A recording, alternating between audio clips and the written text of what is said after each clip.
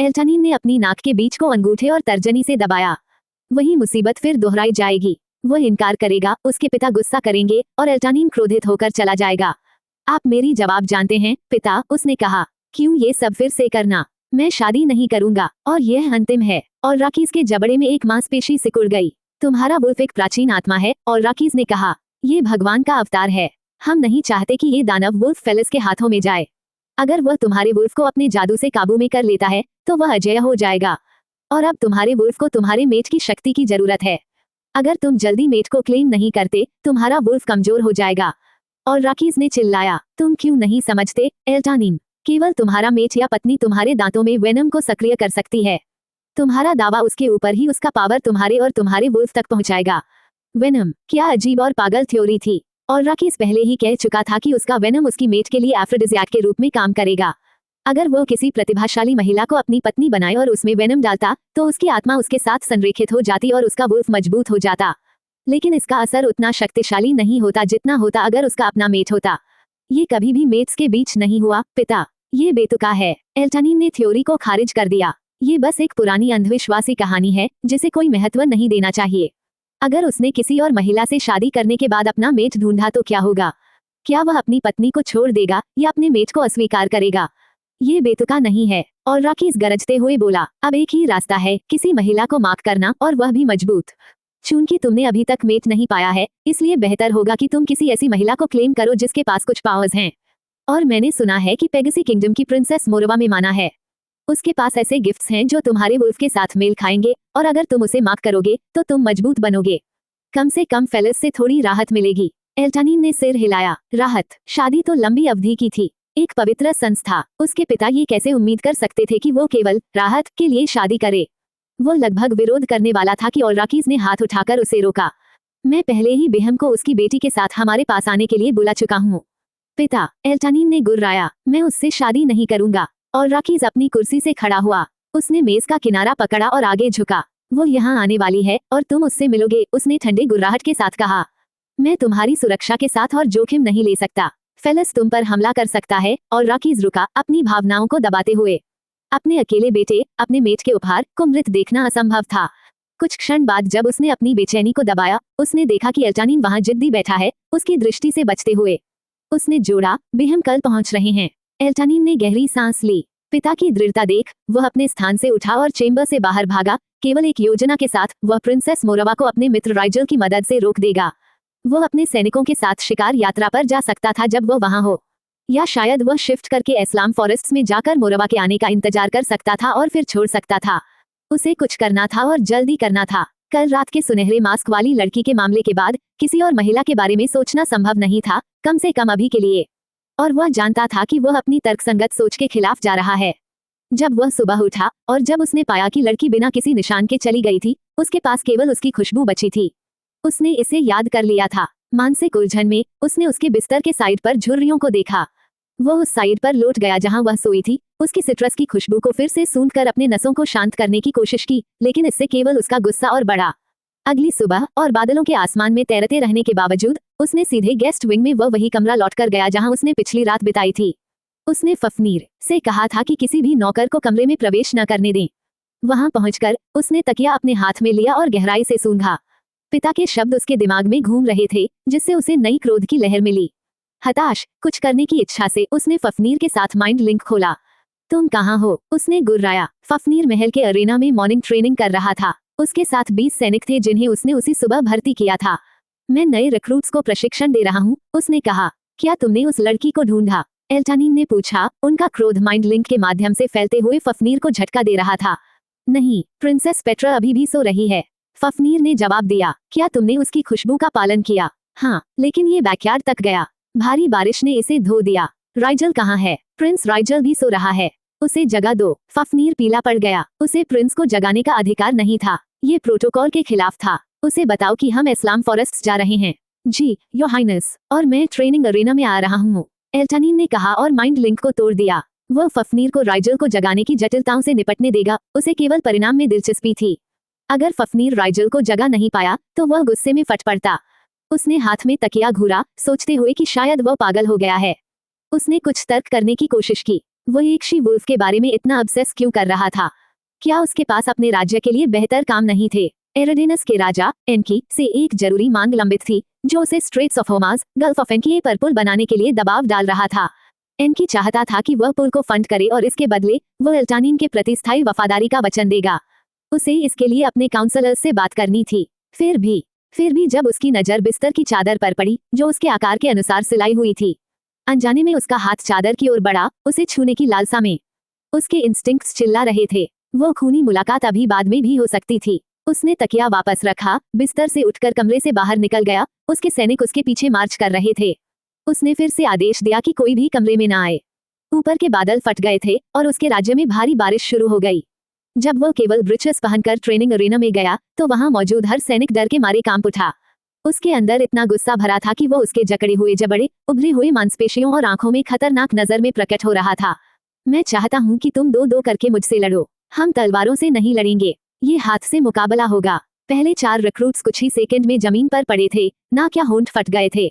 एल्टानिन ने बाकी लोगों को एक बाज की तरह देखा, माथे पर बाल और नकल्स पर खून।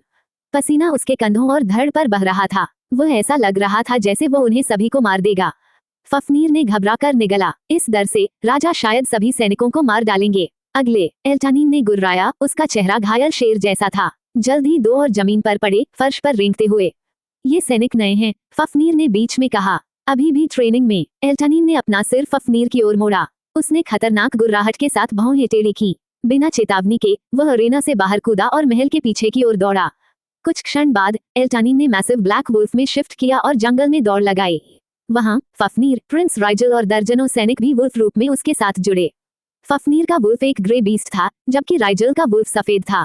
राइजल गुस्से में एल्टानिन पर गुर्रा रहा था। वापस आओ। राइजल एल्टानिन के साथ माइंड लिंक स्थापित कर सकता था, क्योंकि जब वे छोटे थे उसने एल्टानिन को एक खून की कसम दी थी। उस कसम से वो एल्टानिन के विचार सुन सकता था, और वह भी केवल अगर उन्होंने अनुमति दी। अभी राइजल उस मजबूत मानसिक ढाल को तोड़ने की कोशिश कर रहा था जिसे उसने बनाया था। बारिश तेज हो रही थी, जमीन बहुत कीचड़ भरी थी, लेकिन एल्टानिन को परवाह नहीं थी। उसे दौड़ना था, अपने गुस्से और चिंता को शांत करने के लिए कुछ करना था। उसके अंदर कुछ गलत था, कुछ उसे पागल कर रहा था। तार्किकता, सोच और रीजनिंग उसकी ताकत थी, लेकिन यह एहसास ये समझ से बाहर था। इसलिए एल्टानिन उस बीस्ट की तरह दौड़ा जो वह था, पहले से तेज। एल्टानिन, राइजल ने उसे बुलाया, लेकिन एल्टानिन नहीं सुन रहा था। शाम के बाद वे महल लौटे, पसीने और सांस फूलते हुए। एल्टानिन ने फिर से शिफ्ट किया और अपने बेडचेम्बर में चला गया। वह थका हुआ था और उसका गुस्सा थोड़ा कम हुआ था। अंत में उसने समझा कि यह केवल बेचैनी थी और लड़की से कोई संबंध नहीं था। उसे डरने की कोई बात नहीं थी। उसके बाथरूम में 2 नौकरानी उसका स्नान करने के लिए इंतजार कर रही थीं। उसने अपने कपड़े उतारे और संगमरमर के बाथटब में कदम रखा। वो हेडरेस्ट पर आराम करने लगा और अपनी आंखें बंद कर दी। नौकरानियों को अपने हर पौ की सफाई करने दिया। अधिक समय नहीं बीता था कि राइजल उसके बेडचेम्बर में मिलने आया। वह बेहद हैंडसम था, इतना हैंडसम कि कुछ लोग उसे शार्प ब्लू आईज और मूर्तिवत फीचर्स वाला देवता मान सकते थे। उसके ऑबन बाल गर्दन पर नीटली ट्रिम्ड थे और एक भी बाल जगह से बाहर नहीं था। एल्टानिन जितना लंबा, राइजल भी उतना ही लंबा था। वह भी एक प्रिंस था जो शादी नहीं करना चाहता था। उसके पिता ने उसे किसी प्रिंसेस से शादी करने के लिए मजबूर किया था, और इसलिए वह एल्टानिन से मिलने आया था। दोनों मित्र थे, एक दूसरे की कंपनी में खुश, क्योंकि वे दोनों शादी को लेकर एक जैसी चिंता साझा करते थे। एल्टानिन के जंगल में दौड़ने के बाद राइजल उसके लिए थोड़ा चिंतित था। वह महसूस कर सकता था कि एल्टानिन इन वर्षों में इतना एंग्शियस नहीं रहा था, यहाँ तक कि जब उसे फेलिस ने पकड़ा था। एल्टानिन टॉवल लपेटे हुए बाथरूम से बाहर आया। उसकी लंबी ड्रैगन टैटू उसकी पीठ के पीछे मुड़ी हुई थी और कमर के चारों ओर लिपटी हुई थी। उसने नौकरानियों को विदा कर दिया और बार की ओर चला गया, कदम स्थिर लेकिन दिल नहीं। उसने 2 फ्लूट्स में वाइन डाला और एक राइजल को दी। ये सब क्या था? राइजल ने एल्टानिन के हाथ से वाइन लेते हुए पूछा। वो खिड़की के पास काउच पर बैठ गया, जिससे बाग और ऑर्चर्ड्स दिखाई दे रहे थे। उसने सुबह जल्दी उठकर फफनीर को दरवाजा जोर जोर से पीटते देखा था। उसके पास 2 लड़कियां थीं। उन्हें पहचान ना पाकर उसने दरवाजा खोलने के लिए उन पर कूद लगा दी थी, लगभग नौकर को मारने के लिए तैयार। जब फफनीर ने बताया कि एल्टानिन अकेले एस्लाम फॉरेस्ट में गया था, तो उसने जनरल के साथ मिलकर क्रोधित अल्फा को खोजा। एल्टानिन अपने बेड पर पैर ऊपर रखकर कुशन्ड हेडबोर्ड से टिका हुआ था, एक हाथ सिर के पीछे। उसने गहरी सांस ली। पिता जिद कर रहे हैं कि मुझे शादी करनी चाहिए। राइजल हंसा। आयरनी उसे समझ में आई। वो अपने पिता से बचने आया था, जबकि एल्टानिन अपने पिता का सामना कर रहा था। इसमें नई बात क्या है? वह चाहता है कि मैं प्रिंसेस मुरवा से शादी करूं। राइजल ने सिर पीछे झटका दिया। हमारे किंगडम के एल्डर्स मेरे पिता की जान पर हैं, लेकिन मुझे शक है कि वास्तव में मेरे पिता ही इतने जल्दबाज हैं कि मुझे जल्दी से शादी करा दें, एल्टानिन ने कहा। फिर से उसके सीने में गुस्सा जला और यह अब बहुत गंभीर हो रहा है। राइजल ने खिड़की की ओर देखा। बारिश रुकी नहीं थी, बारिश कांच पर टपक रही थी और तेज हवाएं हिल रही थीं। मैं उसकी चिंता समझ सकता हूँ। फेलस मजबूत हो रहा है और अगर मेरी रिपोर्ट सही है, वो अपने लिए गठबंधन जमा रहा है। तुम्हें प्रिंसेस मोरवा से शादी करनी चाहिए। हम उसे लंबे समय तक टाल नहीं सकते, एल्टानिन। मुझे पत्नी की जरूरत नहीं, एल्टानिन ने जिद्दी स्वर में कहा। राइजल ने एक सांस छोड़ी और वाइन की घूंट ली। तुम एल्डर्स से कितने समय तक निपट सकते हो, एल्टानिन, और कितनी दूर तक जा सकते हो? उसने पूछा। तुमने अपना मैच नहीं पाया, तुम उन्हें कैसे टालोगे? एल्डर्स हर राज्य के सबसे पुराने शेमन्स थे और यह एक शक्तिशाली समूह था जिसे नजरअंदाज नहीं किया जा सकता था। भले ही उन्हें केवल सलाह देने के लिए माना गया था, लेकिन हर राज्य के प्रशासन में उनका हाथ गहरा था। धार्मिक संस्था के पर्दे के पीछे वे अरानिया का हर रहस्य जानते थे और लगभग क्रांति भड़का सकते थे, लेकिन 1000 साल पहले हुए एक युद्ध के बाद रूलिंग एल्फर्स ने उन्हें रोक रखा था। उस युद्ध के बाद एक संधि पर हस्ताक्षर हुए और संबंधित शासकों के साथ खून की कसम ली गई ताकि उनकी शक्ति और गतिविधियों को नियंत्रित किया जा सके। फिर भी वे किसी न किसी रूप में अपनी मौजूदगी दर्ज कराते रहते थे, और इन दिनों एल्टानिन की शादी सबसे बड़ी चर्चा का विषय थी। एल्टानिन नहीं जानता था कि एल्डर्स उसकी शादी में इतना क्यों रुचि ले रहे हैं, लेकिन उसे शक था कि यह राजनीतिक रूप से प्रेरित था। किसकी ताकदी ने ऐसा तय किया? उसने राइजल की ओर देखा और कहा, मोरवा, वो कल यहाँ आने वाली है।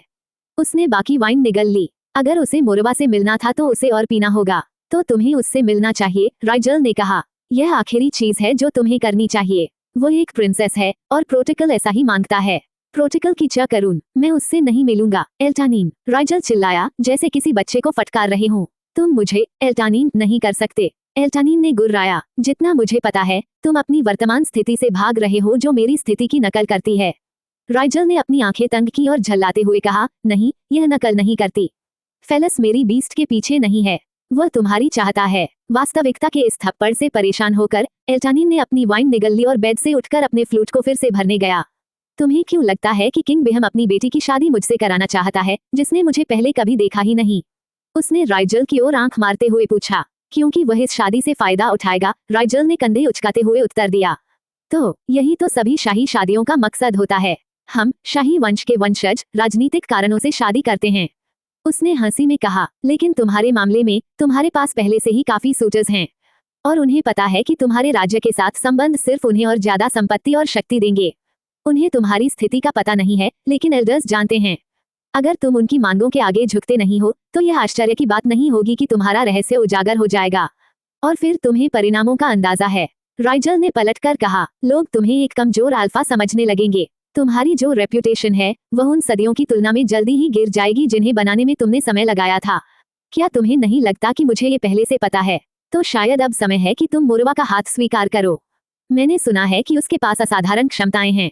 जब तुम अपना वेनम उसमें इंजेक्ट करोगे, वह तुम्हारे वुल्फ के लिए बहुत लाभकारी होगी। राइजल ने अपने फ्लूट में और वाइन भरा। उसने एक ओवल प्लेट से चीज उठाई और मुंह में डाल लिया। मैं ऐसा कभी नहीं करूंगा, एल्टानिन ने गुर्राया। जब राइजल दूसरे फ्लूट के साथ काउच पर बैठने गया, उसने पाया कि एल्टानिन उसे ऊंची भौं के साथ देख रहा था। राइजल ने एक पल उसे घूरा, अपनी आंखें संकीर्ण की और समझने की कोशिश की, फिर तुरंत आंखें घुमा ली। ओह नहीं, फिर से नहीं, एल्टानिन, उसने अपने जानकार अंदाज में गुर्राया। चलो, राइजल, एल्टानिन ने शिकायत भरे स्वर में कहा। उसने सिर आगे झुकाया, उसे अपने सिर के ऊपर की फेडेड स्कार दिखाई। देखो, मैंने ये चोट तुम्हें चट्टान से गिरने से बचाते हुए पाई। मैंने इतना खून बहाया, अपनी जान खतरे में डाली, और फिर भी तुम मेरे लिए यह नहीं कर सकते। राइजल ने आंखें घुमाई। तुम एक महिला की तरह हो। कितनी बार यह स्कार मेरे सामने रखोगे? जितनी बार हो सके, एल्टानिन ने बेझिझक कहा। उसने इसे इतनी बार इस्तेमाल किया कि गिनती ही खो दी। राइजल, ये ज्यादा महत्वपूर्ण नहीं होगा। तुम्हें बस मोरवा को दिखाना है कि मैं उसका पति कितना पैथेटिक हो सकता हूँ। उसे बताओ कि मैंने कल 5 महिलाओं के साथ सोया, या उसे बताओ कि मुझे दिन के हर घंटे एक नई महिला चाहिए। तुम्हें पता है तरीका, जैसा कि इससे वह हिचकिचाएगी। राइजल ने भौहें चढ़ाई। देखो, मोरवा को एक खूबसूरत महिला और एक मजबूत वुल्फ के साथ माना जाता है। कम से कम उससे मिलो, शायद तुम्हें वो पसंद आ जाए। उसने एल्टानिन को मनाने की कोशिश की। क्या तुम मेरे दुश्मन हो? एल्टानिन ने अपनी आंखें संकीर्ण कर पूछ लिया। उसने सिर झुकाया। क्या तुम मेरे दुश्मनों के साथ हो? क्या तुम छिपे हुए दुश्मन हो? ओह, हटो। राइजल ने फिर से आंखें घुमाई और उस प्लेट की ओर लौट गए जिसे वह लाए थे। उसने और चीज और ग्रेप्स चुने और काट कर खाए। हम ये सारा दिन कर सकते हैं जब तक तुम्हारे पास और महत्वपूर्ण काम न हो। कभी कभी एल्टानिन बच्चे की तरह बुरा बर्ताव करता। एल्टानिन स्टबन अल्फा था। एक ही समय में उसके दिमाग में एक योजना बनी। राइजल मोरवा से मिलने वाला था। वो एल्टानिन के बारे में बुरा बोलेगा और फिर फफनीर को शादी के लिए कैंडिडेट के रूप में पेश करेगा। ये बहुत सरल था, सिवाय इसके फफनीर को इसके बारे में पता नहीं था। उसे पता नहीं होना चाहिए था, नहीं तो मोरवा उसे सीधे रिजेक्ट कर देती। कुछ ही क्षणों बाद बातचीत फेलिस की ओर मुड़ी। मैं तुम्हारे बारे में बहुत चिंतित हूँ एल्टानिन, राइजल ने तीसरा ग्लास वाइन पीने के बाद कहा। अपनी हिम्मत मत खो राइजल, मैं अभी भी टूटा नहीं हूँ और मेरी योजना है। राइजल ने अपनी भौं ऊंची की। उसने सिर झुकाया और मजाकिया अंदाज में पूछा, योजना क्या है? जितना मैं सेटिस मॉनेस्ट्री से मदद मांगने की सोच से नफरत करता हूँ, उतनी मुझे इसकी जरूरत है। परिस्थितियां पूरी तरह बदल गई हैं। एल्टानिन मेनकर से नफरत करता था, जिसने छुपे तरीकों से उसे तिरस्कार किया। अगर वे एकजुट हो जाएं, तो वे फेलिस को हराने के सामान्य लक्ष्य में एक दूसरे का उपयोग कर सकते थे। हालांकि एल्टानिन जानता था कि मेनकर ने उसे नजरअंदाज किया क्योंकि एल्टानिन विशेष रूप से मॉनेस्ट्री की प्रथाओं का समर्थन नहीं करता था। अब समय था कि वह मेनकर से मदद मांगे। एल्टानिन को मेनकर की विशेष जरूरत नहीं थी, लेकिन उसे किसी ऐसे व्यक्ति की जरूरत थी जो प्राचीन भाषाओं में माहिर हो, अंधेरी भाषाओं में जो रहस्य छुपाते थे और जो उसे फेलिस जैसे डेमन वेवुल्फ को मारने में मदद कर सकते थे। किसी ऐसे डेमन को मारने के लिए वास्तव में प्रतिबंधित जादू की जरूरत थी। तुम ऐसे स्क्राइब्स को मॉनेस्ट्री में कैसे ढूंढोगे? वहाँ कई प्रीस्ट्स और स्क्राइब्स हैं, लेकिन कोई भी तुम्हारी मदद नहीं करेगा। यह एक खतरनाक मिशन है, राइजल ने कहा, और कोई भी प्रीस्ट इतना पागल नहीं होगा कि यह करे और अपनी जान खो दे। या हाथ पैर या अपनी आत्मा, उसने जोड़ा। अंधेरी आकेना की किताब खोलना ही खतरनाक था, उस पर लिखी बात को समझना तो और भी। इसीलिए तुम्हारी माँ ने इसे एक अज्ञात स्थान पर छुपा दिया था। ये तो अफवाह थी, लेकिन एल्टानिन जानता था कि यह कहाँ था। जब वह छोटा था, उसने महल के हर कोने की खोज की थी और इसका स्थान पता कर लिया था। राइजल को ये जानकारी न देने के लिए उसने कहा, मैं अपनी माँ से पूछूंगा। एक और हवा का झोंका आया और खिड़की पर लगातार बारिश शुरू हो गई। उनकी बातचीत डूब गई। अनजाने में उसके विचार कल के उस लड़की पर चले गए और उसके शरीर में एक कांपन दौड़ गया। वो आशा करता था कि वो बाहर जंगल में नहीं है। पेट्रा जागी है, उसने सोचा। क्या फफनीर ने उससे बात की? क्या उसने उसकी फे के बारे में पता लगाया? फे, वो किसी फे से कम नहीं लगती। सुंदर, निर्दोष और सबसे सेक्सी लड़की। उसने लगभग उसे पंखों के साथ कल्पना की। अब से वह उसे फे कहने वाला था। उसके होठों पर एक हल्की मुस्कान आई। राइजल की कठोर आवाज ने उसे उसके डेड्रीमिंग से बाहर खींच लिया। हाई प्रीस्ट सोचेंगे कि किंग एल्टानिन, जो हमेशा उनके अंधेरे कला का मजाक उड़ाता रहा, अचानक मदद क्यों मांग रहे हैं। मुझे संदेह है कि मेनकर तुम्हारी मदद करेगा। वह सीधे मना कर देगा, एल्टानिन ने हंसते हुए कहा, और मेरी इनर सर्कल में सेटिस का स्पाई डालने का मौका मना कर देगा। मेनकर दौड़ता हुआ आएगा। तुम बहुत खतरनाक खेल खेल रहे हो एल्टानिन, राइजल ने गंभीरता से कहा। यह कोई मजाक नहीं है। अंधेरी आकेना की किताब खोलने की बजाय क्यों न बस मोरवा से शादी कर लो। निश्चित रूप से यह आसान तरीका है, लेकिन क्या वह स्थायी होगा? एल्टानिन ने पूछा। अगर मेरे पिता की बात सही है, तो सिर्फ मेरी मेट की मदद से मैं मजबूत बन सकता हूँ, और वह भी तभी जब मैं उसे क्लेम करूँ। अगर मोरवा तुम्हारी मेट है तो? राइजल ने अपनी आंखें संकीर्ण कर पूछा। एक पल के लिए एल्टानिन जड़ हो गया। मोरवा को अपनी मेट मानने का विचार उसके लिए घृणित था। ये बेवकूफी है, उसने फूटकर कहा। उसका आउटबर्स्ट खुद को भी चौंका गया। उसने अपने गले में उभरती बाइल को वाइन के साथ निगल लिया। एल्टानिन, राइजल ने अपने पेल हुए किंग से पूछा। मैं ठीक हूँ, उसने फुसफुसाया, अपनी भावनाओं को बाहर निकालते हुए। मॉनेस्ट्री जाने की इच्छा उसे और मजबूत कर गई। मुझे मेनकर से जल्द मिलना होगा। गुस्सा मत हो, राइजल ने कहा। अपनी जल्दी मत दिखाओ, मेनकर इसका फायदा उठा सकता है। तुम्हें पता नहीं कि वो कितना चालाक है। तो क्या तुम्हारे पास कोई तरीका है कि मैं ये संदेश उसे भेज सकूं? एल्टानिन ने पूछा, मन में फ्रस्ट्रेशन और बेचैनी के साथ। वास्तव में है, राइजल ने अपनी भौहें हिलाते हुए कहा। वो खिड़की खोलने गया। उसने बाहर देखा और एक तेज सीटी के साथ व्हीजिंग की आवाज निकाली। बारिश भीगी आकाश से एक बड़ी सफेद उल्लू उड़कर खिड़की की लेज पर बैठी। जैसे ही वह बैठी, उसने अपने पंखों से पानी झटक दिया। वो कम से कम 1.5 फुट लंबी थी और मैजेस्टिकली बैठी। जब वह शांत हुई, उसने अपने पियर्सिंग येलो आईज से राइजल को देखा। राइजल ने अपने फोआर्म को बढ़ाया। उल्लू उस पर कूद गई। राइजल ने उसके पंखों को सहलाया, अपनी भाषा में संदेश दिया। उल्लू ने उसके हर शब्द को ध्यान से सुना। अब जाओ, राइजल ने फुसफुसाया और फिर से उसे सहलाया, इस जीव पर गर्व महसूस करते हुए। उसके सफेद पंख खुले और वह खिड़की से बाहर उड़ गई, पश्चिम की ओर सेटिस की तरफ। राइजल मुस्कुराया। उसने अपना पत्र मैसेंजर उल्लू के माध्यम से भेज दिया। यह मामला संभाल लेगा, तुम्हें ऐसे कामों में सतर्क रहना होगा। उसने खिड़की बंद की और एल्टानिन की ओर मुड़ा। अब मेनकर को पता चलेगा कि यह संदेश मुझसे आया है, लेकिन वो कभी वास्तविक कारण नहीं जान पाएगा। 1 घंटे की और बातचीत के बाद, जिसमें राइजल की स्थिति और उसके अगले कदम की योजना पर चर्चा हुई, उन्होंने तय किया कि अब भोजन का समय है। एल्टानीन तैयार हुआ और अपने दोस्त के साथ डाइनिंग हॉल गया, जहां उसने अपने पिता को देखा। फफनीर भी लंच के लिए आमंत्रित था और राकीज के कहने पर एल्टानीन और राइजल दोनों टेंस हो गए जब उन्होंने फफनीर को देखा, लेकिन उन्होंने अपने अपने स्थान पर बैठकर सब सामान्य होने का नाटक किया, आंखों के इशारे के बाद। टेबल के सिर पर बैठकर एल्टानीन ने चुपचाप अपना भोजन किया और राकीज ने अपने बेटे का निरीक्षण किया। उसने अपनी गला साफ किया, फफनीर की ओर देखा और कहा, कल पेगसी किंगडम के किंग बेहम अपनी बेटी प्रिंसेस मोरवा के साथ आएंगे। मैं चाहता हूं कि तुम उनके लिए पैलेस के साउथ विंग्स तैयार करो। जबकि बेहम केवल 1 दिन के लिए यहाँ रहेगा, मोरवा यहाँ अधिक समय तक रहेगी। उसने एल्टानीन की ओर देखा, जो अनइंटरेस्टेड था। ध्यान रखना कि उनकी पूरी देखभाल हो। हाँ माय लीज, फफनीर ने उत्तर दिया। उन्होंने सबने चुपचाप भोजन किया। फफनीर ने जल्दी से माफी मांगी क्योंकि उसे व्यवस्थाएं करनी थी। चूंकि मेहमान और राकीज के थे, एल्टानीन के नहीं, उसे यह सुनिश्चित करना था कि सब परफेक्ट हो, वरना बुजुर्ग व्यक्ति उसकी गर्दन पर तलवार रख देंगे। उसे यह नहीं पता था कि ड्रिका के वुल्व्स ने उसे अरानिया की शी वुल्फ के हवाले करने की योजना बनाई थी। कहा जाता था कि प्रिंसेस मोरवा अरानिया की सबसे खूबसूरत महिलाओं में से एक मानी जाती थी। पेगसी किंगडम अरानिया का तीसरा सबसे बड़ा राज्य था। बेहम जैसे शक्तिशाली राजा की बेटी होने के नाते उसे उसके माता पिता ने सर्वश्रेष्ठ शिक्षा दी थी। किंग बेहम और उनकी पत्नी सिरा ने उसे सर्वश्रेष्ठ देने में कोई कसर नहीं छोड़ी। ये भी अफवाह थी कि उसका टेम्पर ज्वालामुखी की तरह इम्पेशेंट था। और राकीज ने अपने पियर्सिंग गेज से एल्टानीन को देखा। इसे जोखिम में मत डालो एल्टानीन। अपने पिता की लगातार फटकार से इरिटेट होकर एल्टानीन ने डिसमिसिवली हाथ हिलाया। तुम्हारे एटीट्यूड में क्या समस्या है एल्टानीन? और राकीज ने गुर्राते हुए पूछा, इतनी जोर से कि सर्वेंट्स अपने स्थान पर फ्रीज हो गए। ऐसा नहीं है कि मुझे इससे लाभ हो रहा है। तुम अपने राज्य के लिए, अगर अपने लिए नहीं, ये कर्ज चुकाओ। एल्टानीन ने होंठ ताने। वह भीतर से उबल रहा था, लेकिन उसने अपने गुस्से को नियंत्रण में रखने की पूरी कोशिश की। हवा में एक सघन तनाव था। एल्टानीन ड्रिका का राजा था और अगर वह चाहे तो आसानी से इस अलायंस को अस्वीकार कर सकता था, लेकिन उसके पिता चिंतित थे। उसने अपनी नाराजगी दिखाने के लिए एक नीची और खतरनाक आवाज में गुर्राया, किंग बेहम केवल 1 दिन के लिए यहाँ आएंगे, इसलिए मैं उनके सम्मान में एक डिनर रखूंगा। और राकीज ने कहा और अपने जबड़े के बीच एक पोक का टुकड़ा डाल लिया। उसने धीरे धीरे चबाया और राइजल की ओर साइडवर्ड देखा। उसने अपने फॉक से इशारा किया, तुम्हें कोई भी बेवकूफी वाली योजना नहीं बनानी चाहिए जो इसे खतरे में डाले। राइजल ब्लैंकली ऊपर देखा। मैं, उसने फुसफुसाते हुए पूछा, भ्रमित दिखाई दिया। अपने मीट पाई को निगलते हुए उसने जोड़ा, मैं रॉयल अलायंस को नुकसान क्यों पहुंचाऊं? मैं ऐसा व्यक्ति नहीं हूँ। उसने हाथ अपने दिल पर रखा और मासूमियत से सिर हिलाया। उसने इनकोहेरेंट कुछ बोला और फिर खाने में लग गया। कुछ ही समय में और राकीज ने भी अपने हाथ नैपकिन पर पोंछे और डाइनिंग हॉल से बाहर चला गया। और राकीज के जाने के साथ ही राइजल ने सांस छोड़ी और अपनी कुर्सी में पीछे झुक गया। एल्टानीन, मैं बस यही कह सकता हूँ कि प्रिंसेस मोरवा को कॉट करने में कोई हानि नहीं है।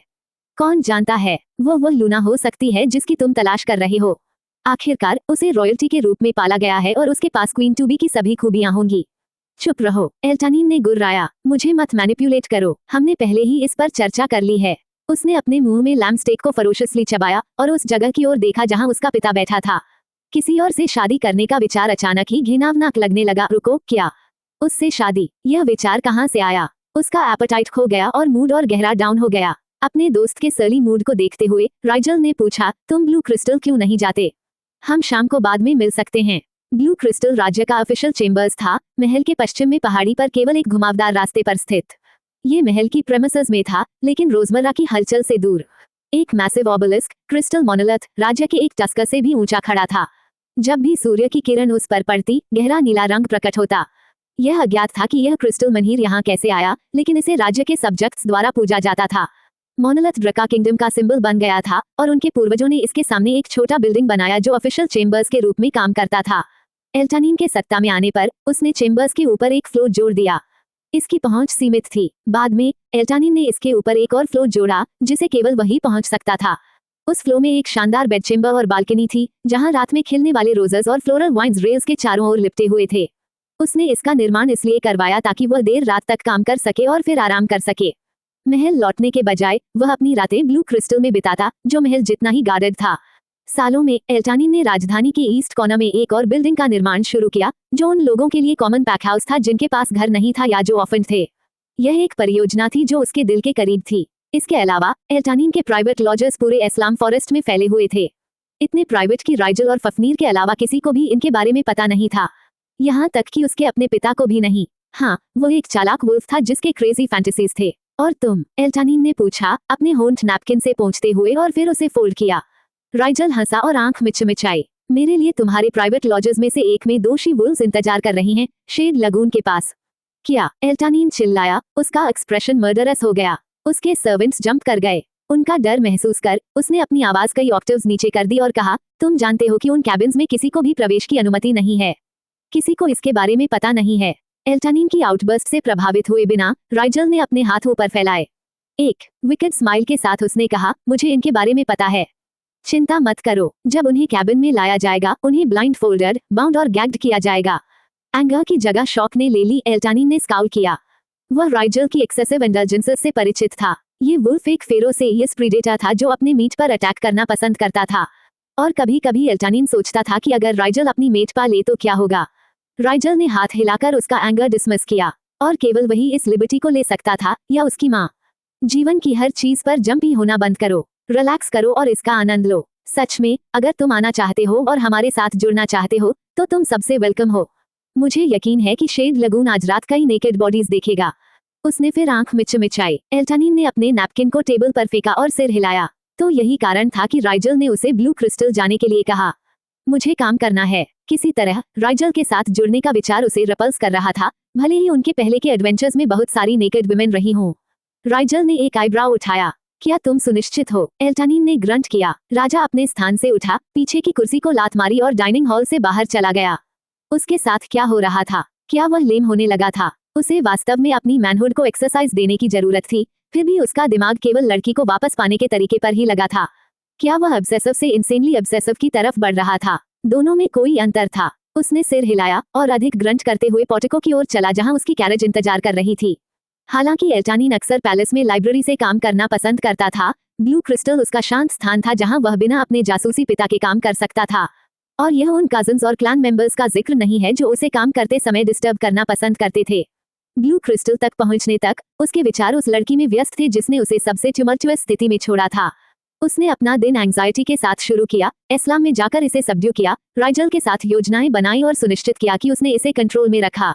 फिर भी वो यहाँ था, फिर से उसी जगह पर जहां से उसने शुरुआत की थी। वह फफनीर से पूछने वाला था कि क्या उसने उस लड़की के बारे में कोई जानकारी खोजी। ये कैसे संभव था कि वह ऐसे गायब हो गई जैसे कभी अस्तित्व ही न हो।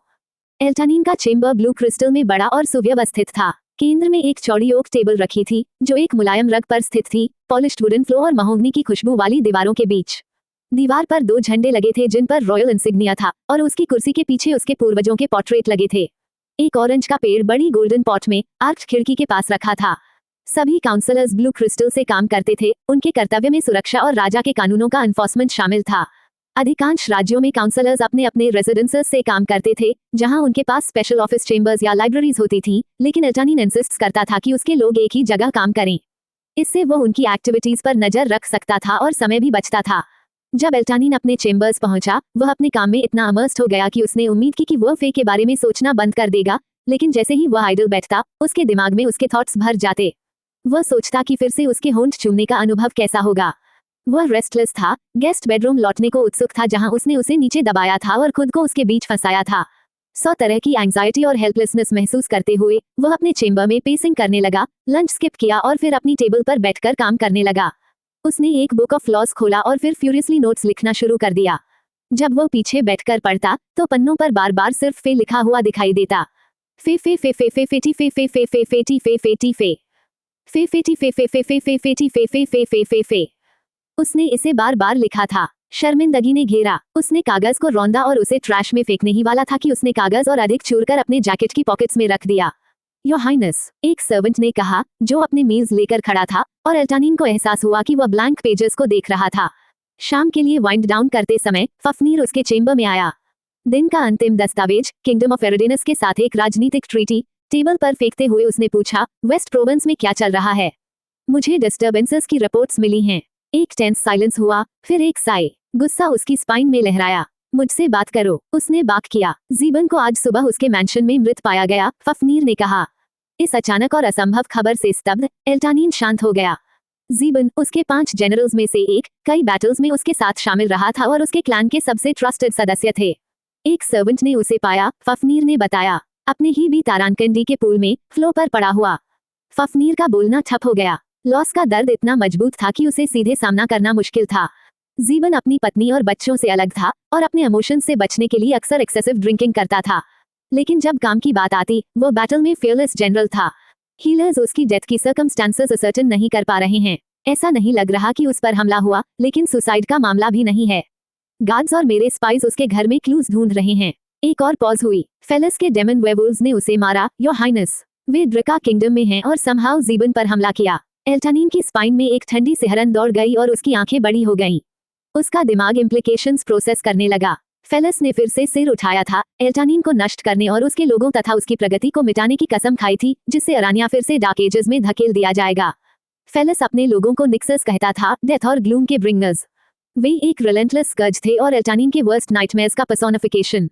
वो अपने लोगों को निक्सस से सुरक्षित रखना चाहता था और कई को मार चुका था, लेकिन हाइड्रा की तरह वे हर बार बड़ी संख्या में लौट आते। हाइड्रा किंगडम में महिलाओं की संख्या कम थी, और जो थी, उन्हें निक्सस ब्रीडिंग के लिए उपयोग करते। तुम कैसे कह सकते हो कि जीवन को निक्सस ने मारा? एल्टानिन ने पूछा। उन्होंने एक क्रिप्टिक मैसेज एंशिएंट लैंग्वेज में छोड़ा, जिस पर मेरे स्पाइस अभी भी काम कर रहे हैं। उसने अपनी पॉकेट में हाथ डालकर एक छोटा पार्चमेंट निकाला। उसने उसे टेबल पर फैलाया। जब उसने उसका निरीक्षण किया, फफनीर ने पार्चमेंट की ओर इशारा किया और कहा, यह उन्होंने उसके बी तारांकन डी से रग पर लिखा। उनका स्टाइल। उन्होंने उसके फॉरहेड पर भी कुछ लिखा। उसने एक और पेपर निकाला और टेबल पर रखा। Bloody fuckers, pure as grief के साथ मिला, जिसने उसकी लॉजिक को ओवरराइड कर दिया। एल्टानिन अपनी चेयर से उठा और अपने रूम में पेसिंग करने लगा। उसे वास्तव में सेटस मॉनेस्ट्री से अर्जेंटली एक स्क्राइब की जरूरत थी। उसे स्थिति पर नियंत्रण लेने की जरूरत थी, निक्सस को हमेशा के लिए नष्ट करने की। फिर भी ये सब उसके ट्रस्टेड जनरल को वापस नहीं लाएगा। जीवन के लिए अब केवल उसके डेथ का मॉर्निंग करना और जिनकी जान बची है, उन्हें बचाना बचा था। एक रगद ब्रेथ उसके शरीर से निकली और एक शडर दौड़ा। जब तुम्हारे स्पाइस को कोई लीड मिले, सुनिश्चित करो कि जनरल जीवन को प्रॉपर स्टेट फ्यूनरल मिले। उसने गहरी सांस ली और जारी रखा। सुनिश्चित करो कि तुम्हारे स्पाइस हर जगह और हर चीज की जांच करें। मुझे उनकी इन्वेस्टिगेशन का हर डिटेल जानना है। मुझे यकीन है कि उसकी पत्नी भी इसके बारे में जानना चाहेगी। और किसी को मत बताना कि यह निक्सस ने किया। उसके शरीर और रग से एंशिएंट मार्क्स को साफ कर दो। मैं संभाल लूंगा, फफनीर ने कहा और जाने के लिए मुड़ा। फफनीर, एल्टानिन ने उसे बुलाया, उसे रोकते हुए। मैं चाहता हूं कि तुम रिमेनिंग जनरल्स को अलर्ट करो और मुझे उन सूटेबल वुल्स की लिस्ट दो जो उसे रिप्लेस कर सकते हैं। मैं कर दूंगा। जब फफनीर गया, एल्टानिन ने अपने शोल्डर्स स्क्वायर किए। यह एक हॉरिफाइंग सिचुएशन थी। एक प्रोविंस का जनरल मर्डर्ड पाया जाना उसके सब्जेक्ट्स का ट्रस्ट हिला देगा। अस्वीकार्य। जीवन का लॉस डेविस्टेटिंग था, केवल पर्सनल ही नहीं बल्कि नेशनल रूप से भी। वो एक एसेट था और इसे रिप्लेस करना बहुत मुश्किल था। एल्टानिन ने अपनी टेबल के एजेस पकड़े और सिर झुका लिया। क्या वह जीवन की डेथ के लिए जिम्मेदार था? गिल्ट उसकी आत्मा में घुस रहा था। उसके पिता ने उसे बार बार कहा था कि शादी करे और अपनी बीस्ट को मजबूत करे, और फिर भी उसने उनके शब्दों को कभी गंभीरता से नहीं लिया। एल्टानिन के पास एक मजबूत बीस्ट होता तो वो फेलिस को हरा सकता था, उसे हमेशा के लिए मार सकता था। यही उसके पिता ने कहा था। अब तक वो सोचता था कि वो फेलिस का सामना कर सकता है, लेकिन अब वो सुनिश्चित नहीं था। शायद अब उसके पिता की बातों पर ध्यान देने का समय था। शायद अब प्रिंसेस मोरवा से शादी करने का समय था। उसने तेज सांस ली और सिर उठाया। यह विचार भयानक था, जैसे कोई जागर डगर उसकी त्वचा पर कट रहा हो। वह शादी के विचार को क्यों नहीं स्वीकार कर पा रहा था। उसे एहसास हुआ कि यह उन दिनों में से एक होगा जब वो अपने बेड चेम्बर में ब्लू क्रिस्टल के अंदर खुद को वाइन में डुबो देगा, कम से कम तब तक जब तक वो और सोच न सके। एल्टानिन अपने चेम्बर से सामान्य समय से देर से निकला। वो एक स्टेबल पर आया, जहां उसके गार्ड्स ने उसे सलाम किया और रास्ता बनाया ताकि वह सीढ़ियां चढ़ सके। वहां वो अपने क्वार्टर्स पहुंचा। चांद हमेशा आपके ऊपर चमके, उसके पुराने सर्वेंट यूएन ने कहा और झुके। फिर उसने आगे बढ़कर एल्टानिन की केप, क्राउन और स्वॉर्ड उतारने में मदद की। यूएन एल्टानिन से बड़ा था और उसे उसकी मदर ने उसे कमिंग ऑफ एज पर दिया था, उसकी रेल्म का एक प्यार भरा टोकन। वो एल्टानिन को मिलने वाला सबसे बेहतरीन उपहारों में से एक था। उसकी मदर ने यूएन को उसकी सुरक्षा का ध्यान रखने, उसे अच्छी तरह खिलाने, उसे पहनाने और कभी उसके पास से दूर न होने के लिए नियुक्त किया था। कोई नहीं जानता था कि यूएन कितने पुराने हैं, लेकिन वो केवल एल्टानिन का कुक नहीं था, वो उसकी क्लीनिंग लेडी, कोचमैन और हमेशा का साथी भी था। एल्टानिन को ऐसा कोई समय याद नहीं था जब यूएन उसके पास न हो। धन्यवाद यूएन, एल्टानिन ने कहा और अपनी स्वॉर्ड उसे दी। यूएन जैसे ही किंग के पसंदीदा वाइन, जो आइवरी फॉरेस्ट्स की रोजेस से लाया गया था, लेने गया, वह बालकनी की ओर बढ़ा। एल्टानिन सोफे पर बैठा, पैर टेबल पर रखकर। उसने हिल्स को देखा जिनमें हाउसेस से निकलती लैम्प्स की रोशनी दिखाई दे रही थी। ठंडी हवा दिन की गर्मी को कम कर रही थी और राजधानी को ढकने वाले बादलों को हटा रही थी। यूएन वाइन के साथ गोट चीज, ग्रेप्स और ब्लूबेरीज की ट्रे लेकर आया और उसके लिए वाइन को गॉबलेट में डाल दिया। फिर वह खाना बनाने चला गया। एल्टानिन को उसकी शांत प्रवृत्ति पसंद थी। यून कभी बेवकूफ सवाल नहीं करता था। ऐसा लगता था कि वह हमेशा अपने मास्टर के मूड को समझता था। जैसे ही वह वाइन पीकर स्वाद महसूस करता, उसके विचार फे की ओर लौट आते। वह बहुत पतली थी। वह सोचता कि अगर उसने उसे लेने की कोशिश की तो उसके साथ क्या होगा। उसने उसे भूलने के लिए अपने काम में खुद को डुबो दिया था, लेकिन उसके विचार बार बार उसके पास लौटते। फिर जीबन की मृत्यु की खबर ने उसे हिला दिया। उसके जनरल्स में से एक की हत्या। यह एक बड़ा स्कैंडल होगा। अगर उसकी मृत्यु का असली कारण सार्वजनिक हुआ तो यह और भी बड़ा हो सकता था। वह नहीं चाहता था कि उसके लोग पैनिक करें। जब उसकी शांति टूट गई तो उसके विचार हौरा से हौरा में कूदने लगे। प्रिंसेस पेट्रा यहाँ है, योर हाइनेस, यून ने अनाउंस किया। एल्टानिन ने ग्रंट किया। वह क्या चाहती हैं? उसने पूछा, एक और ग्रेप निगलते हुए। Audience, your highness. एल्टानिन ने अपनी आंखें घुमाई। वह जानता था कि वह किस तरह की ऑडियंस चाहती है। इसे अंदर भेजो, उसने रफ एक्सहेल के साथ कहा। वह उसे दूर भेजना चाहता था, लेकिन उसने महसूस किया कि अगर वह ऐसा करता तो वह हंगामा कर देती। इसके अलावा यह मौका था उसे अपनी लड़की के बारे में पूछने का। वह जानता था कि पेट्रा बहुत क्लेवर और स्कीम से भरी हुई थी। वह जरूर किसी योजना के साथ मिली होगी और उसे प्लान को समझकर इन्फॉर्मेशन निकालनी थी। यून ने झुककर बाहर गया और जब वह लौटा तो प्रिंसेस पेट्रा उसके साथ थी। दोनों को अकेला छोड़कर वह किचन में लौट गया। धीमे कदम उसके पास आए और जास्मिन की पहचान वाली खुशबू उसकी नाक तक पहुंची। एल्टानिन ने उसे बैठने के लिए नहीं कहा। उसने ऊपर से नीचे तक उसका आकलन किया, जबकि वह इंटेंसिटी भरी आंखों से देख रही थी। उसने वाइन का घूंट लिया और अपने गेम से खेलना शुरू किया। उसने पूछा, तुम यहाँ क्यों हो, पेट्रा? वह कनेरी येलो गाउन में थी, जिसके ऊपर उसने सफेद क्रोशे शॉल लपेटा था।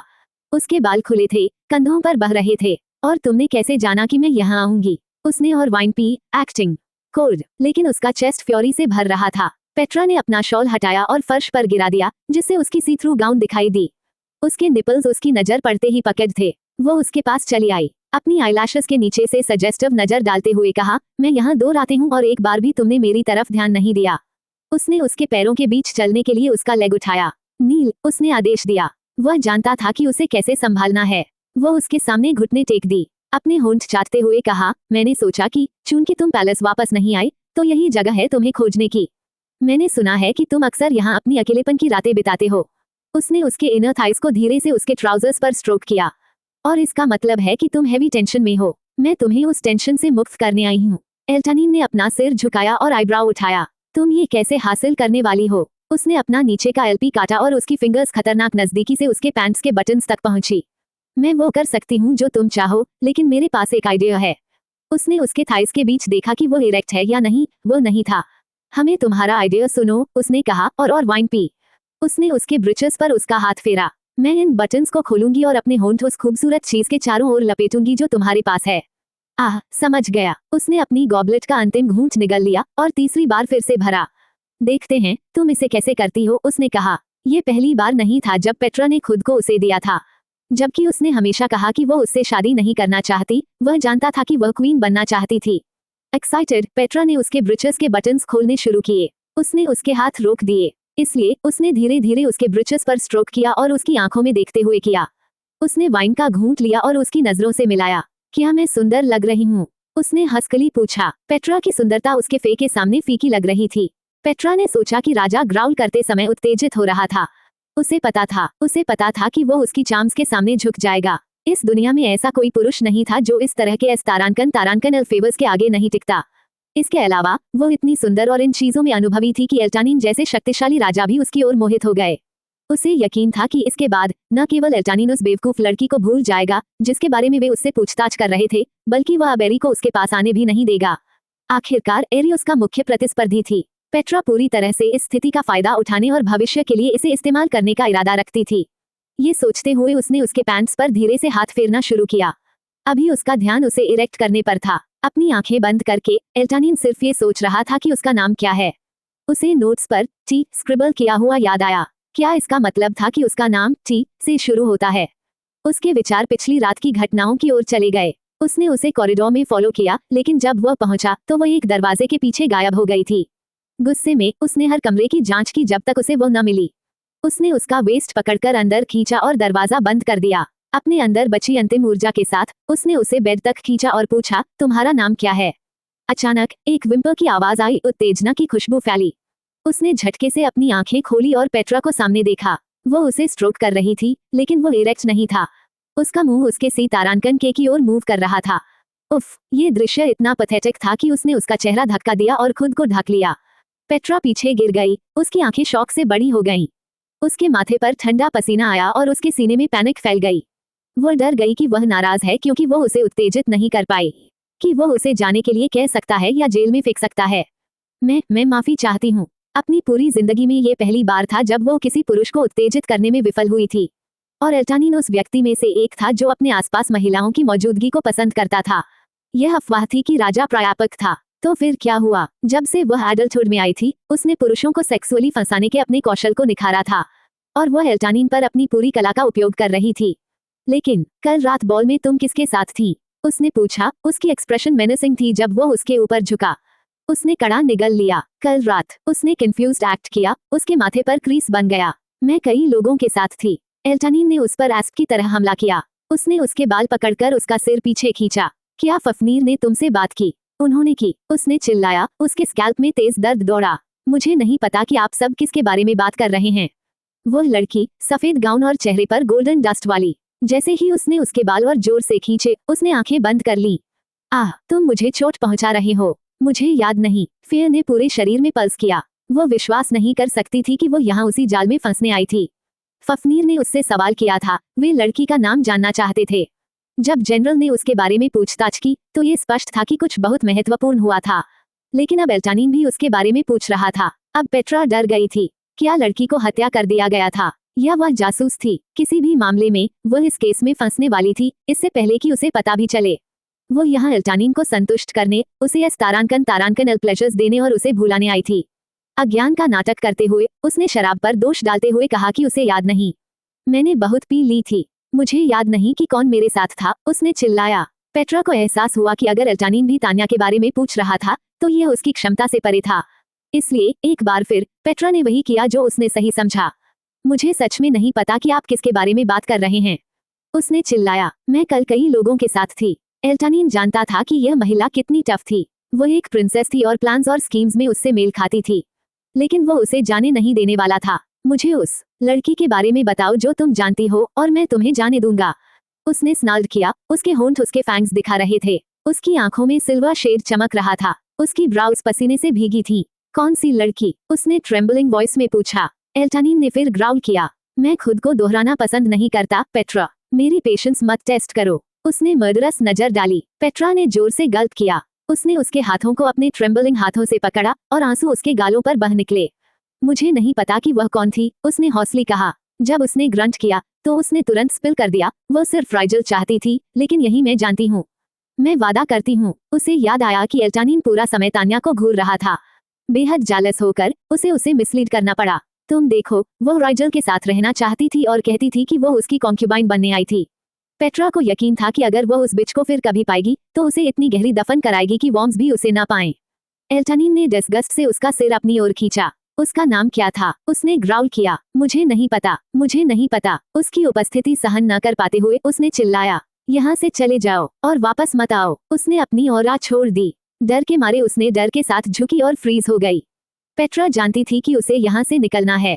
वो अगली बार उसे सेड्यूस करेगी। उसे अगले सुबह जाना था, क्योंकि उसके पिता ने उसे बुलाया था। उसकी बड़ी बहन टेरेस्ट की सगाई होने वाली थी। मदद करने के बजाय वह ज्यादा फोकस्ड थी कि वो एल्टानिन को कैसे सेड्यूस करे। एल्टानिन को शांत होने में समय लगा, और जब उसने अपनी ऑरा वापस ली, पेट्रा डरावने पसीने से भीगी हुई थी। वो पीछे हटकर फिसल गई और आंसू बहाते हुए क्रॉल करके दूर चली गई। किसी तरह वो खड़ी हुई, उसके घुटने डगमगाए और अपने शॉल को हाथ में लेकर भाग गई। बिस्तर से उठकर वह बाथरूम गया। शीशे में उसका रिफ्लेक्शन, वो बिल्कुल खराब लग रहा था। नहीं, उसे महसूस हो रहा था कि वो बिल्कुल खराब है। ठंडी पानी की बूंदें उसके चेहरे पर कोई फर्क नहीं डाल रही थी, और न ही उसकी आंखों के नीचे काले घेरे कम हो रहे थे, और न ही उसके मन में मंडराती अंधेरी सोच। वह धीरे धीरे डाइनिंग रूम की ओर गया। यूएन ने पहले ही खाना लगा दिया था। एल्टानिन टेबल के सिर पर बैठा और अपने लिए सॉसेजेस और वेजिटेबल्स के साथ मिन्स पाई सर्व किया। कल वह निश्चित रूप से अपनी समस्याओं का अंत कर देगा। वह मोरवा से मिलेगा और उससे शादी के लिए सहमत हो जाएगा। इतनी विशाल साम्राज्य में उस रहस्यमयी लड़की को ढूंढने का कोई तरीका नहीं था। अगर उसने अपने सैनिकों को उसे खोजने भेजा, तो संभावना थी कि जानकारी लीक हो जाएगी। इससे केवल उसका जीवन कठिन होगा। अधिक लोग उसके पीछे होंगे और वे उसे मार भी सकते हैं। ये सोचकर वह कांप उठा और अपनी प्लेट दूर कर दी। फिर लड़की कौन थी? ऐसा क्यों था कि वह उसकी वुल्फ की गंध नहीं सूंघ पा रहा था? बहुत सारी कन्फ्लिक्टिंग भावनाएं उसकी रात को बिगाड़ रही थीं। अंत में हालांकि जैसे ही चांद होराइजन को छोड़ने वाला था, उसने निर्णय लिया, क्यों ना मोरवा से शादी कर ली जाए। वह मोरवा से शादी करेगा और उसे माफ करेगा। योजक चिन्ह, योजक चिन्ह, योजक चिन्ह। उठो, एक गहरी आवाज ने तान्या की हड्डियों को हिला दिया। बदबू, ठंड और लगातार भूख ने उसे कमजोर बना दिया था। उसके साहसिक कार्य से लौटे 3 महीने हो चुके थे। जब से वह लौटी थी, उसने इस्लाम फॉरेस्ट्स में जो देखा, उस बारे में बोलने की हिम्मत नहीं की। उसके हैंडलर ने मान लिया कि उसने बहुत पी लिया था और इसलिए उसकी मिशन में असफलता हुई। वह मोनेस्ट्री के गीले डंजन में भूसे पर बैठी थी। उसने आजादी का सपना देखा था, लेकिन खुद को यहाँ पाया। किस लिए? एक मिशन के लिए, जिस पर उसे बिना किसी ट्रेनिंग के भेजा गया था। यह उसकी गलती कैसे थी कि वो नहीं जानती थी कि राइजल कैसा दिखता है। उसने उसे खोजने की कोशिश की थी। काश उसके पास एक और मौका होता। वुल्फलेस स्लेव्स जैसे उसके पास शायद ही कभी एक मौका मिलता था, 2 का तो सवाल ही नहीं। इसके बजाय उन्हें डंजन में भूखमरी या बीमारी से मरने के लिए भेज दिया जाता था। कोई उनकी परवाह नहीं करता था, क्योंकि वे प्रीस्ट्स के लिए महत्वहीन थे। इसलिए तान्या ने खुद को यथासंभव उपयोगी बनाने की कोशिश की। उसने 7 प्राचीन भाषाएं सीखी और उम्मीद की कि एक दिन मोनेस्ट्री उसकी कीमत समझेगा, लेकिन जबकि कुछ ने सभी भाषाओं में मास्टरी हासिल की थी, कई ने केवल प्रत्येक में सफलता पाई थी। उसने केवल 2 बहुत कठिन भाषाओं में मास्टरी हासिल की थी, और वह भी अकेली नहीं थी। वह सोचती थी कि शायद वह अपनी 18वीं गर्मी खुले आकाश में बिताएगी, लेकिन आज वह यहाँ थी, एक अंधकार में जो कभी खत्म नहीं होगा। उसकी आंखों से आंसू बह रहे थे, उसका पेट भूख से गुर्राता था। 3 दिनों से उसे केवल एक स्लाइस ब्रेड और एक वाटरी स्टू ही मिला था। उसका जन्मदिन एक श्राप था। उसकी चेन ऑफ थॉट्स टूट गई जब उसने धातु के टकराने की आवाज और फर्श पर बूट्स की खनक सुनी। उसने आंखें तंग की और आवाज का स्रोत देखा। अपने हैंडलर की झुकी हुई सिलहुट दिखाई दी। उसके हाथ में ऑयल लैंप था, जिसकी डिम रोशनी पीछे एक बड़ा हिलता हुआ शैडो दिखा रही थी। अन्य सेल्स में चेन्स खनकने लगी। हमें बाहर निकालो, एक कैदी चिल्लाया। कृपया हमें आजाद करें, दूसरे ने चिल्लाया। तान्या के दांत उस दर्द भरी आवाज पर कांपने लगे। डर के मारे वह एक कोने में सिकुड़ गई, उम्मीद करती कि वह फिर से उसे पीटेगा नहीं। पहले दिन उसने उसे लेदर बेल्ट से मारा था और उसके पीछे के घाव अभी भी ताजे थे। वह अच्छी तरह से हील नहीं हुई थी। हिंडबैक आयन बाज के पास आया, लैंप उठाकर उसे बेहतर देखने के लिए। उठो, उसने ग्राउल किया। मास्टर तुम्हें देखना चाहते हैं। शॉक में तान्या ने दीवार की मदद से खुद को उठाया, लेकिन वह इतनी कमजोर थी कि उसके पैर टूट गए और वह घुटनों के बल गिर गई।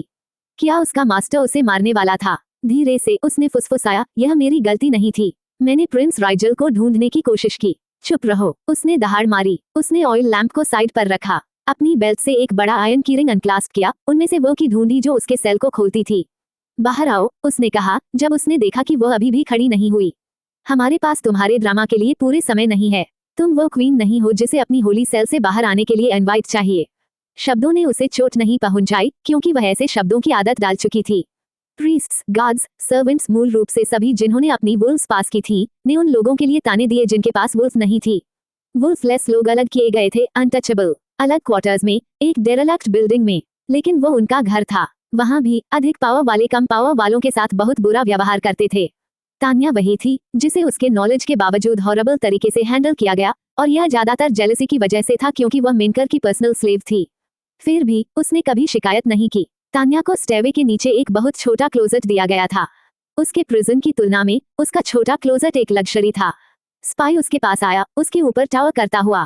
कृपया, मुझे नहीं पता था कि वो कहाँ है, और मैंने उसे खोजने की कोशिश की। उसने उसे साइलेंस में थप्पड़ मारा। चुप रहो, मिजरेबल वेंच, तुम्हें वहां ले जाना मिस्टेक था। वो गीली जमीन पर गिर गई, एक विम्पर के साथ उसके एलपी फट गए और उसकी विजन में स्टार्स थे। उसने महसूस किया कि उसका हाथ उसके अपर आर्म को पकड़ रहा है। उसने उसे उठाया और सेल से बाहर खींचा। उठने में समय लगा, इसलिए वह घुटनों के बल क्रॉल करती रही। उसने उसे जमीन पर धकेला और वह स्टंबल करके खड़ी हुई। उसने सेल को फिर से लॉक कर दिया। उसके चारों ओर शैडोज फ्लिकर करने लगे जब उसने ऑयल लैंप उठाए। उसने उसे पीछे से किक किया और वह आगे की ओर हीप में गिर गई। तुम उठोई, डिमविट, मेरे पास तुम्हें प्रिंसेस की तरह ट्रीट करने का समय नहीं है। उसने अपने सांस में उसे कर्सेस दी। ड्रिका पैलेस से आने के बाद से तुम खुद को रॉयल्टी समझने लगी हो, हाँ रोडेंट। तान्या विम्पर करती हुई क्रॉल करके दूर गई, लेकिन उसने उसे उठाया। वो पत्ते की तरह स्वे कर रही थी जब उसने उसे डंजन से बाहर खींचा। जैसे ही वह डंजन से बाहर आई, तेज रोशनी ने उसे अंधा कर दिया। उसने अपनी आंखें बंद कर ली, अभी भी खींची जा रही थी, लेकिन उसे अपनी स्किन पर सूरज की गर्मी पसंद आई। उसने उसे लाइब्रेरी में ले गया जहां मेनकर उसका इंतजार कर रहा था। मेनकर अपने डेस्क पर बैठा था, डॉक्यूमेंट्स को फ्रंट से बैक एडजस्ट करते हुए। मास्टर, स्पाई ने फुसफुसाया, उसे आगे धकेलते हुए। उसके स्वोलन लिप्स, तान्या ने अपने थ्रेडबेयर गाउन के साथ फिजिट किया। अपराध बोध में घिरी, वो मेनकर के सामने खड़ी हुई, जिसने उसे एक्नॉलेज नहीं किया। उसकी नजर एक व्हाइट आउल पर गई, जो स्टैंड पर बैठा था, फिर टेबल पर रखे पिक्चर ऑफ वाटर पर। उसने लालच से अपने लिप्स चाटे। आखिरकार जब मेनकर ने ऊपर देखा, उसने अपनी व्हाइट बियर्ड को स्ट्रोक किया, जो उसके चेस्ट तक पहुंच रही थी। सेटस मॉनेस्ट्री के हाई प्रीस्ट ने उसे देखा, उसका चेहरा स्टर्न था, उसकी नॉस्ट्रल्स ट्विच कर रही थी, जैसे उसे उसकी खुशबू सूंघ आए। हमें प्रिंस राइजल से एक संदेश मिला है, उसने डीप थ्रोटी वॉइस में कहा। तान्या के अंदर सरप्राइज की लहर दौड़ गई और अपनी हालत के बावजूद उसके कंधे तान गए। उसके होठों और शरीर में जो दर्द था, वह इस खबर से गायब सा लगने लगा। प्रिंस राइजल से संदेश। मेनकर ने उसकी एक्सप्रेशन देखकर हल्की हंसी दी। जो कुछ भी उसने उसके चेहरे पर देखा, वह संतोषजनक रहा होगा, या वह उस संदेश से संतुष्ट था जो उसे मिला था। उसने अपना सिर उस उल्लू की ओर मोड़ा, जिसने तान्या को घूरते हुए अपना सिर झुका रखा था। उल्लू ने एक तेज चीख निकाली, फिर अपने पंख फैलाए और उसकी मेज पर बैठ गया। मेनकर ने उसके फेदर्ड बैक पर धीरे से उंगली चलाई। प्रिंस राइजल को एक स्क्राइब चाहिए जो उसकी फैमिली हिस्ट्री वाली प्राचीन किताब का अनुवाद कर सके। उसने अपनी कुर्सी में आराम से बैठते हुए अपनी बाईं आंख पर मोटे गोल चश्मे को एडजस्ट किया। ये तुम्हारा मौका है खुद को रिडीम करने का। उसने उसे एक्सप्रेशन रहित चेहरे से देखा, लेकिन तान्या जानती थी कि उस मास्क के पीछे एक आदमी है जो चालाकियों से भरा है। शुरुआत में वह कंफ्यूज्ड थी, लेकिन अपने मास्टर की सेवा के वर्षों में उसने एक चीज सीख ली थी, चुप रहना। इसलिए जब उसने सुना कि प्रिंस राइजल ने संदेश भेजा है, तो भी उसके वाइड आइज में डिसबिलीफ हो गया। मेनकर ने एम्पैसिव एक्सप्रेशन के साथ कहा, हालांकि प्रिंस अपने किंगडम में नहीं हैं। वो वर्तमान में ड्रिका पैलेस में रह रहे हैं और किंग एल्टानिन के अतिथि हैं। उन्होंने मुझसे कहा है कि एक स्क्राइब उन्हें भेजा जाए। जब वो वापस अपने किंगडम जाएंगे, तो वह ट्रांसलेटर को स्वयं एस्कॉर्ट करेंगे। तान्या इतनी रिलीव्ड हुई कि वो घुटनों के बल गिर पड़ी। उसके मास्टर ने उसे बुलाया और अपनी गलती सुधारने का मौका दे रहे थे। उसने अपने हाथ जोड़कर हल्का महसूस किया, पहले ही उनकी ओर प्रार्थना करते हुए। क्या तुम फिर से यह काम करने को तैयार हो? मेनकर ने एरोगेंटली पूछा, उसकी आंखें उसके मूवमेंट्स पर थी। उसने स्कॉफ किया, जैसे वो उसे इनकार कर सके। हाँ, उसने ईगरली कहा, मैं जाऊंगी, ये तुम्हारा चुनाव है। उसने श्रग किया। अगर तुम नहीं जाना चाहती, तो तुम इनकार कर सकती हो, तान्या, लेकिन एक बार जब तुम जाने का निर्णय ले लो, तो कोई पीछे हटने का रास्ता नहीं है। मुझे प्रिंस पर पूरी रिपोर्ट चाहिए होगी। उसने अपने मास्टर को देखा, जब उसने अपनी सिल्वर चेन के साथ टैंजरीन सोल स्टोन निकाली और अपनी उंगली उसमें से गुजारी। वह स्टोन के साथ खेलते हुए उसे घूर रहा था, जैसे उसे टेम्प्ट कर रहा हो। भले ही उसने उसे इनकार करने का विकल्प दिया था, क्या वह वास्तव में इनकार कर सकती थी? वह अत्यंत डेस्परेट थी। क्या उसके पास इनकार करने का लग्जरी था? इसलिए भले ही वह इनकार नहीं कर सकती थी, उसने इस अवसर को पकड़ लिया। मैं जाऊंगी, मास्टर, उसने विनती की। कम से कम उसे डंजन में वापस नहीं जाना पड़ेगा। उसने याद किया कि जब वह लगभग 13 साल की थी, तो उसने अपनी आजादी के लिए सेटस मॉनेस्ट्री से भागने की कोशिश की थी। यह अत्यंत दर्दनाक था। ऐसा लगता था जैसे किसी ने उसकी आत्मा को मरोड़ा, टेढ़ा किया और लाखों बार पीटा। वो दर्द सह न सकी और वापस आ गई। मेनकर के होठों पर आधी मुस्कान आ गई। अच्छा, मुझे ये तुम्हारे से ही उम्मीद थी। अपनी मूल टास्क मत भूलो। अगर तुम इसे पूरा कर लोगी, तो मैं तुम्हें स्वतंत्र कर दूंगा। फिर उसने अपने हंच स्पाई की ओर इशारा किया, जो तुरंत उसके पास आया। देखो कि वह 1 घंटे में तैयार हो जाए। मैं स्वयं उसे किंग के पैलेस तक एस्कॉर्ट करूंगा। स्पाई की आंखों में सरप्राइज झलक आई। वह सोच रहा था कि हेड प्रीस्ट क्यों स्वयं एक स्लेव को ड्रिका किंगडम ले जाएगा। वह 2 गार्ड्स या खुद भेज सकता था, लेकिन फिर वह कौन था कि मेनकर को जज करे। उसने तुरंत बो किया, हाँ मास्टर। ये कहते हुए वह वहां गया जहां तान्या बैठी थी। उसने उसे उसके अपाम से पकड़ लिया, रफ तरीके से उठाया और लाइब्रेरी से बाहर खींचा। मेनकर ने सोल स्टोन को अपनी रोब में वापस डाल दिया। उसने सामने बैठे उल्लू को धीरे से सहलाया। अपने मास्टर को जाओ बताओ कि मैं स्क्राइब के साथ आऊंगा। उल्लू ने चीख मारी, पंख फड़फड़ाए और अगले ही पल वो खिड़की के बाहर व्हाइट ब्लू स्काई में उड़ गया। मेनकर उठकर उल्लू को उड़ते हुए देखने लगा। उसने खिड़की की लेज पर झुककर देखा और याद किया कि संदेश मिलने पर वह कितना सरप्राइज था। उसे अपनी लक पर विश्वास ही नहीं हो रहा था। ऐसा लग रहा था जैसे सब कुछ किसी बड़े मकसद में बुनाई कर रहा हो। मेनकर जानता था कि अब समय आ गया है कि वह गॉड का एवटार के रूप में सामने आए। मेनकर को डार्क आर्ट्स का व्यापक ज्ञान था। वह इस क्षण का इंतजार कर रहा था। शायद इसलिए प्रकृति उसके खिलाफ साजिश कर रही थी या उसके अनुसार काम कर रही थी। उसके पास बड़े प्लान्स, बड़ी स्कीम्स और कई हिडन एजेंडाज थे। वह स्मर्क किया। एल्डर्स सब कुछ जानते थे, फिर उन्होंने उसे नहीं जाना। उसका ज्ञान सभी एल्डर्स से कहीं अधिक था। उसने अपने स्पाई के चेहरे पर फ्लिकर हुए सरप्राइज को स्कॉफ किया, जैसे वह स्पाई को पैलेस जाने दे देगा। कैसे वह प्रिंस राइजल से मिलने का और किंग एल्टानिन से मिलने का मौका छोड़ सकता था? किंग बहुत पावरफुल था, उसके पास किसी भी अवसर को खोने का कोई तरीका नहीं था, भले ही वह 1 इन अ मिलियन चांस हो। निश्चित रूप से प्राचीन स्पिरिट्स मुझे चाहते हैं और मुझे इस रास्ते पर रख दिया है, उसने मर्मर किया और टैंजरीन सोल स्टोन पर हाथ फेरते हुए। जैसे ही उसने ऐसा किया, उसने अपने शरीर में ऊर्जा की झटका महसूस किया। उसने अपना सिर पीछे झुकाया और आंखें बंद कर ली, जैसे कि उसे इलेक्ट्रिक एनर्जी महसूस हो रही हो। यह उसे रिफ्रेश और एनर्जाइज कर रहा था। योजक चिन्ह, योजक चिन्ह, योजक चिन्ह। जैसे ही स्पाई उसे मैं सैंक्टम के बाहर खींचता है, वह उसे जमीन पर धकेलता है। 1 घंटे में तैयार हो जाओ और यहाँ लौट आओ, उसने उसकी तरफ येलो टीथ दिखाते हुए दहाड़ मारी। मास्टर को इंतजार मत कराओ, मैं जाऊंगी, उसने जवाब दिया और जल्दी से अपने क्वार्टर्स की ओर बढ़ी, जैसे ही उसके ब्रूस्ड नीज और फ्राजाइल शरीर ने अनुमति दी। उसकी स्प्लिट लिप्स पर मुस्कान फैल गई। वह अपनी आजादी पाने वाली थी। देवताओं ने उसे एक और मौका दिया और इस बार वह सफल होगी।